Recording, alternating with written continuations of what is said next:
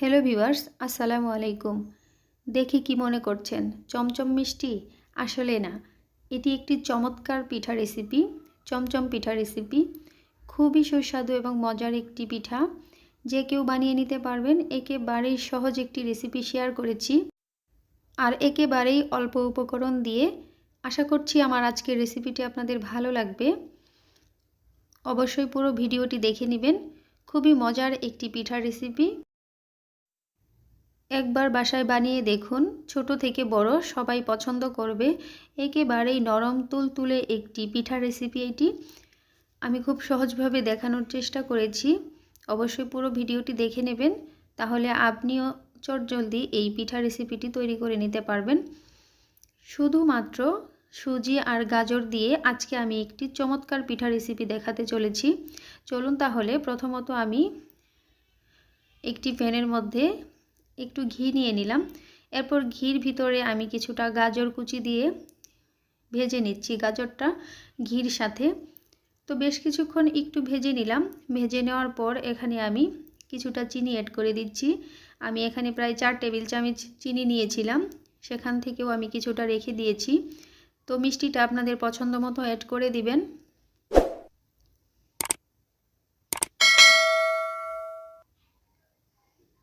এবার একটু ভালো করে নেড়ে মিশিয়ে নিচ্ছি।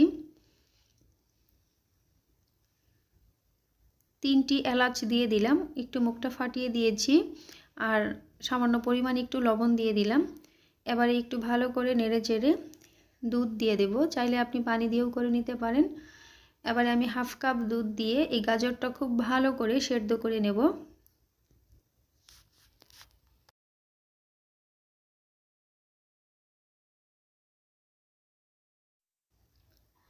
ঢাকনা দিয়ে একটু ঢেকে কিছুক্ষণ রান্না করব, এতে করে গাজরটা খুব তাড়াতাড়ি সিদ্ধ হয়ে যাবে।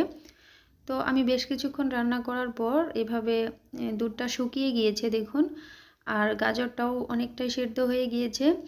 এবারে দেখতেই পাচ্ছেন আমি এলাচগুলো তুলে ফেলে দিলাম, এগুলো আর কোনো প্রয়োজন নেই।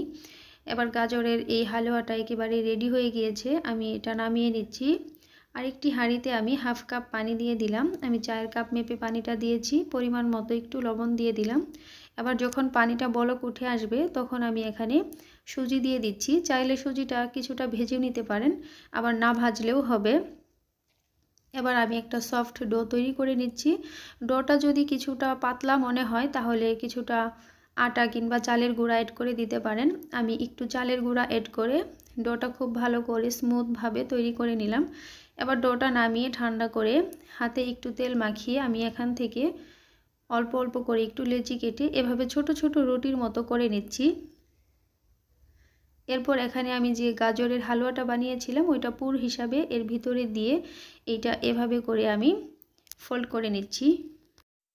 আমি চমচমের মতো করে শেপ দিয়ে নিচ্ছি। আপনারা আপনাদের পছন্দ অনুযায়ী যে কোনো রকমভাবে বানিয়ে নিতে পারেন। তো এভাবে করেই বাকি সবগুলো পিঠা আমি বানিয়ে নিয়েছি। এবারে পিঠাগুলো একটু ভাপিয়ে নিতে হবে, এর জন্য আমি হাঁড়িতে পানি বসিয়ে একটি স্ট্রেনারে পিঠাগুলো দিয়ে দিচ্ছি। চাইলে পিঠাগুলোর নিচে একটা সুতি কাপড় দিয়ে নিতে পারেন। এরপর আমি ঢেকে প্রায় 8 মিনিটের মতো জাল করে নিয়েছি। দেখতেই পাচ্ছেন পিঠাগুলো কতটা তুলতুলো নরম হয়ে গিয়েছে। এই পিঠাটা আপনারা কেউ চালের গুঁড়া দিয়ে বানাতে যাবেন না, তাহলে কিন্তু শক্ত হয়ে যাবে, খুব একটা নরম হবে না। তো চেষ্টা করবেন সুজি দিয়েই বানিয়ে নেওয়ার জন্য। এরপর আমি কিছু ব্রেড গ্রামে এটাকে কোট করে নিলাম। এখন একেবারে চমচমের মতোই লাগছে দেখতে। তো আপনারা যদি এই পিঠাটি বানাতে চান চাইলে নারকেলের পুর দিয়েও বানিয়ে নিতে পারেন, সেই ক্ষেত্রে খেতে আরও অনেক বেশি মজা হবে। দেখে নিশ্চয়ই বুঝতে পারছেন কতটা সুন্দর একটি রেসিপি, আর খুব সহজভাবে আমি আপনাদের সাথে শেয়ার করার চেষ্টা করেছি। অল্প উপকরণে কম সময়ের ভিতরে যদি কোনো রেসিপি দেখতে চান তাহলে অবশ্যই আমার চ্যানেলটি সাবস্ক্রাইব করে নিতে পারেন। সেই সাথে আমার চ্যানেলে আরও অনেক ধরনের ভিডিও আছে, চাইলে সেগুলো দেখে আসতে পারেন। আর কোনো ভিডিও যদি ভালো লেগে থাকে অবশ্যই আপনার ফ্রেন্ডস এবং ফ্যামিলির সাথে শেয়ার করে দিতে পারেন। এছাড়াও এখন পর্যন্ত আমার ভিডিওটি যারা দেখছেন আপনাদের প্রত্যেককে অসংখ্য ধন্যবাদ। অবশ্যই লাইক কমেন্ট শেয়ার করবেন, এবং আপনাদের একটি কমেন্ট আমাকে এগিয়ে যাওয়ার অনুপ্রেরণা যোগায়। একটি পিঠা আপনাদের একটু ভেঙে দেখাচ্ছি, দেখুন কতটা চমৎকার একটি পিঠা। তো আজকের মতো এখানেই বিদায় নিচ্ছি। আল্লাহ হাফেজ, আসসালামু আলাইকুম।